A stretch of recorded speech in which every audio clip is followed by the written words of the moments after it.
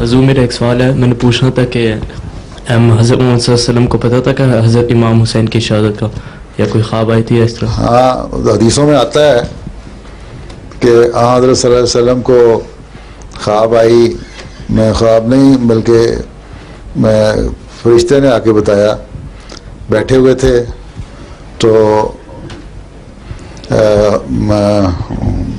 اپنی ایک تھی، بہرحال جو بھی زوجہ محترمہ، ان میں سے کسی ایک کو کہا، ام المومنین جو بھی تھیں، نام نہیں اس کو یاد آ رہا، کہ اس وقت ایک فرشتہ میرے پاس آیا ہوا ہے، اس لیے کسی کو اندر نہ آنے دینا. ایک ساری کیفیت ہوتی تھی. اتنے میں تو امام حسین آئے اور چھلانگ مار کے دروازے سے اندر داخل ہو گئے. انہوں نے ان کو روکنا چاہا تو نہیں رکے. خیر حضرت صلی اللہ علیہ وسلم نے کے پاس آئے، وسلم نے ان کو اپنی گود میں بٹھا لیا اور لاٹ پیار کرنے لگ گئے.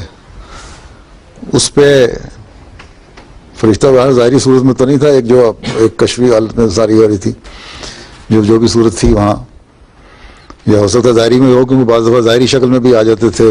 جو حدیث ہے نا ایمان کی حالت اور کہ کیا حالتیں ہیں، اس میں تمام صحابہ نے بھی دیکھ لیا تھا. لیکن بہرحال انہوں نے کہا آپ کو یہ بہت پیارا ہے. حضرت صلی اللہ علیہ وسلم نے فرمایا کہ ہاں مجھے بہت پیارا ہے.